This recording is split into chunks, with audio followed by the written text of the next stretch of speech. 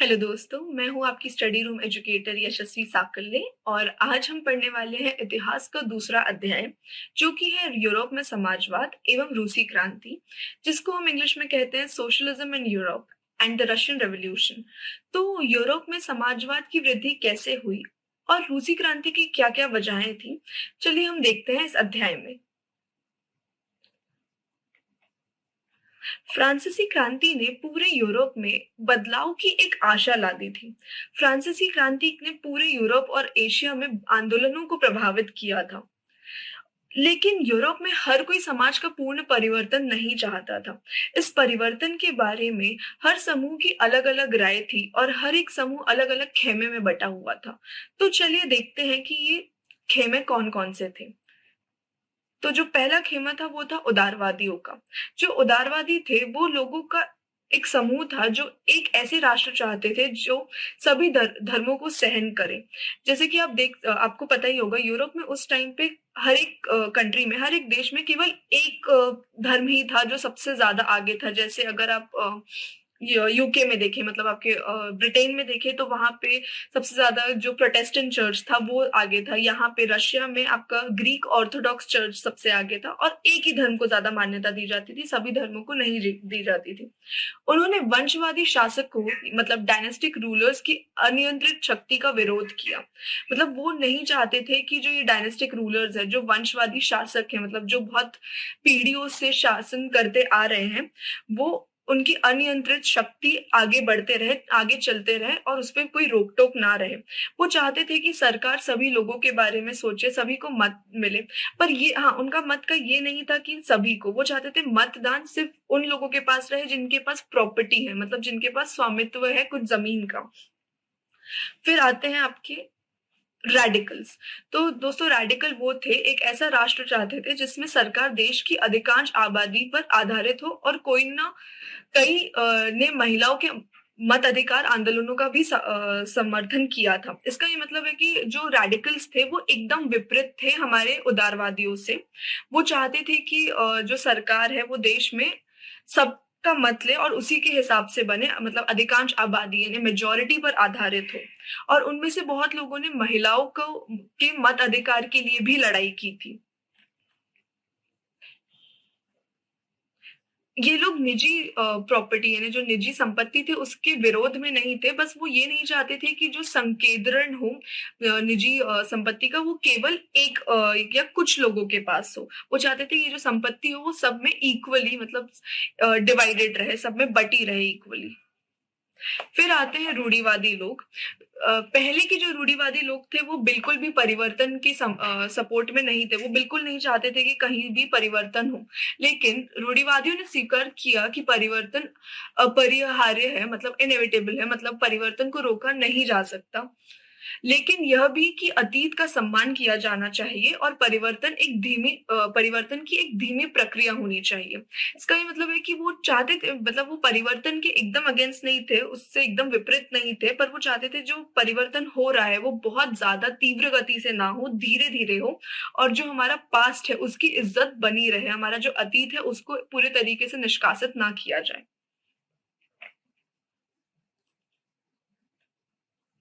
फिर यहाँ लिखा हुआ है उदारवादियों और रैडिकलों ने बढ़ते औद्योगिक शहरों के कारण आवास और स्वच्छता की समस्याओं के समाधान की खोज की। दोस्तों जो उस टाइम पे जो हमारे औद्योगिक शहर थे वो कई ज्यादा बढ़ते जा रहे थे। बहुत जगहों पे उद्योग जो थे, जो फैक्ट्री थी, जो कारखाने थे वो बहुत बन रहे थे। आदमी, औरत, बच्चे सभी आप जिनको देखे वो सभी लोग आपको उद्योगों में मिलते थे, वहां पे वो काम करते थे। कामगार बन चुके थे वो लोग फैक्ट्रियों के, मतलब आपके कारखानों के। लेकिन फिर भी आपका जो अनएम्प्लॉयमेंट होता है, मतलब बेरोजगारी, वो बहुत कॉमन थी।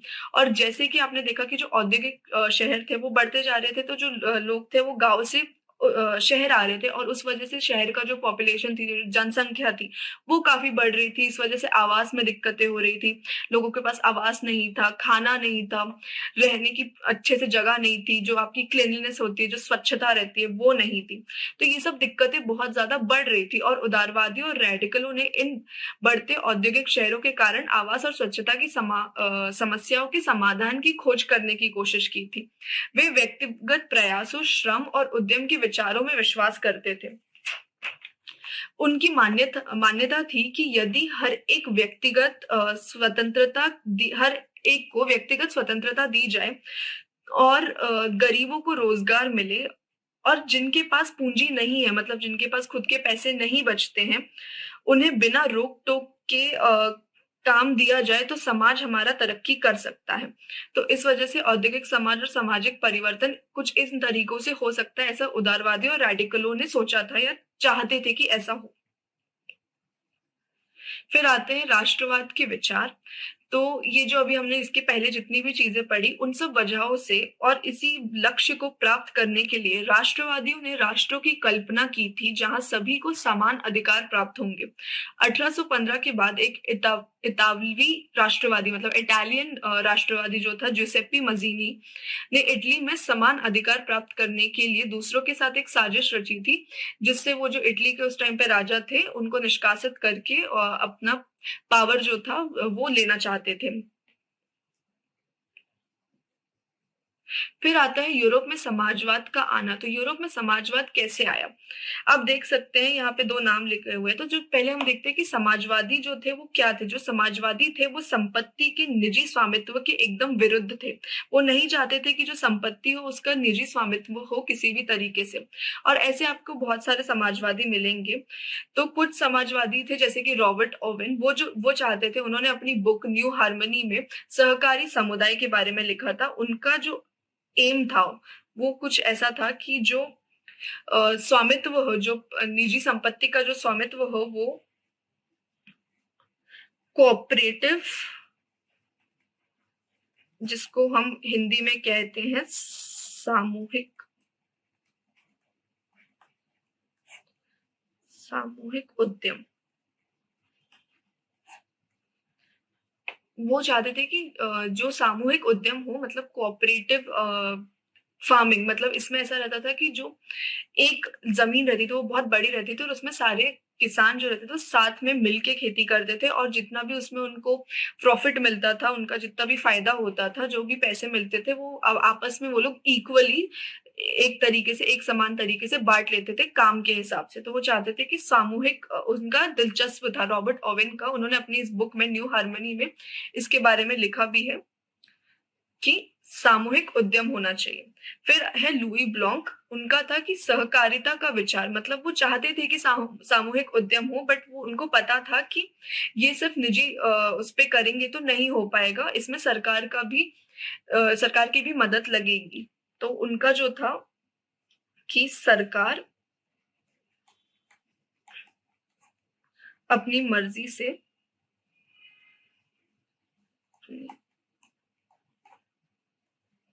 मर्जी से सामूहिक खेती को बढ़ावा दे, सामूहिक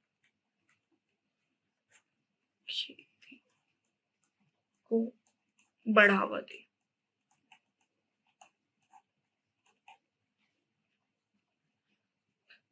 फिर आते हैं आपके कार्ल मार्क्स और फ्रेडरिक एंजल्स। उन्होंने औद्योगिक समाज को पूंजीवादी कहा। पूंजीवादी समाज क्या होता है? पूंजीवादी समाज होता है, मतलब आपका जो कैपिटलिस्टिक सोसाइटी होती है, इसका ये मतलब है कि जो लोग हैं वो निजी संपत्ति पे विश्वास रखते हैं और उसी के हिसाब से बढ़ना चाहते हैं। और हमने जैसा कि पढ़ा कि समाजवादी नहीं चाहते हैं। तो जो कार्ल मार्क्स और फ्रेडरिक एंजल्स थे वो कहते थे कि मार्क्स का विश्वास था कि खुद को पूंजीवादी शोषण से, पूंजीवादी शोषण मतलब जैसे हमने अभी देखा कि जो निजी संपत्ति रहती है वो कुछ लोगों के हाथ में ही रहती है, और फिर उसके बाद वो अपने जो लेबरर्स, जो उनके कामगार रहते हैं, जो उनके कर्मचारी रहते हैं, उन लोगों को सही तरीके से वेज नहीं देते। वेज जो रहती है आपकी वो होती है जो आप पगार जिसको बोलते हैं, जिसको हम पेमेंट बोलते हैं, इनकी जो आय रहती है वो बहुत कम रहती है। काम करने का जो समय रहता है वो बहुत ज्यादा रहता है। तो इस वजह से उनका शोषण होता है, हमारे कामगारों का शोषण होता है। तो वो इस सब से बचाने के लिए एक बहुत ही भिन्न तरीका अपनाना होगा इन वर्कर्स को, इन कामगारों को। और वो जो तरीका था वो कैसे कर सकते हैं, तो उन्होंने उसका एक सोल्यूशन दिया था, उसका एक हल दिया था कार्ल मार्क्स ने, जिसमें उन्होंने कहा था कि जो प्रॉपर्टी है, जो संपत्ति है, वो सबके पास होनी चाहिए, मतलब वो उसका निजी स्वामित्व नहीं होना चाहिए था। और उसको हम इंग्लिश में कहते हैं कम्युनिस्ट फॉर्म ऑफ गवर्नमेंट, और हिंदी में हम उसको कहेंगे समाजवादी।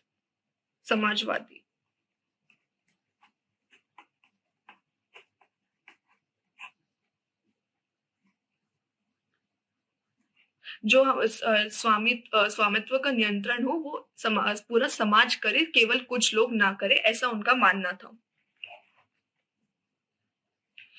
दोस्तों यहाँ पे आपको एक क्रियाकलाप दिया हुआ है जिसमें लिखा हुआ है कि निजी संपत्ति के बारे में पूंजीवादी और समाजवादी विचारधारा के बीच दो अंतर बताएं। तो जैसे कि अभी हमने पढ़ा कि जो निजी संपत्ति के बारे में पूंजीवादी लोग रहते हैं वो चाहते हैं कि जो स्वामित्व हो वो किसी एक के पास ही हो, और जो समाजवादी लोग हैं वो चाहते हैं कि स्वामित्व सब लोगों के पास हो, एक कम्युनिटी में हो।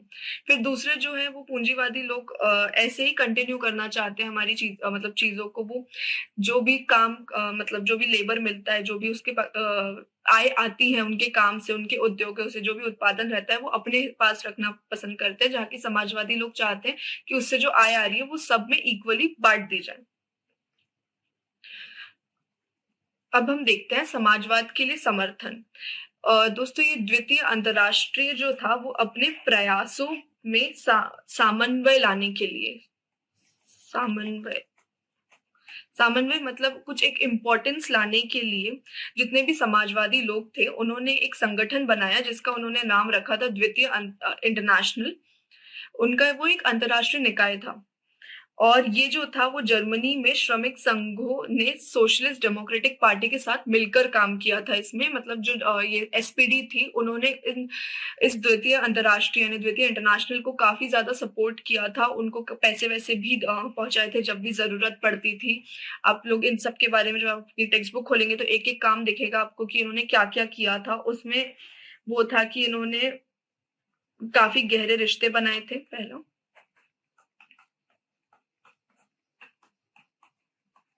रिश्ते बनाए थे, दूसरा आर्थिक मदद भी की थी,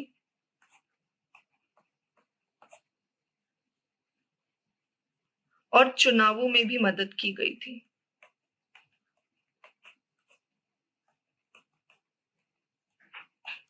लेकिन दोस्तों फिर भी चुनावों में मदद करने के बावजूद 1914 तक अगर आप देखेंगे तो कहीं भी किसी भी यूरोप के देश में समाजवादी कभी भी सरकार नहीं बना पाए थे। वो लोग सांसद में इलेक्ट जरूर होते थे, वो मतों के वजह से आते जरूर थे, और वो कई ज्यादा पॉलिसीज वगैरह भी जो भी बनती थी सरकार की उसमें भी मदद करते थे, उसमें भी उनका कॉन्ट्रीब्यूशन रहता था। लेकिन जो सरकार थी वो नहीं बन पाई, उसमें हमेशा जो दबदबा रहा था वो उदारवादियों का और रेडिकल्स का ही रहा था। अब यहाँ पे एक और क्रियाकलाप दिया हुआ है, ये आप एक बार खुद से करिएगा। मान लीजिए कि निजी संपत्ति को खत्म करने और उसकी जगह सामूहिक स्वामित्व की व्यवस्था लागू करने के सवाल पर आपके इलाके में एक बैठक बुलाई गई है। निम्नलिखित व्यक्तियों के रूप में उस बैठक में आप जो भाषण देंगे वह लिखें। एक गरीब खेतीहर मजदूर, एक मझौला भस्वामी, एक गृह स्वामी।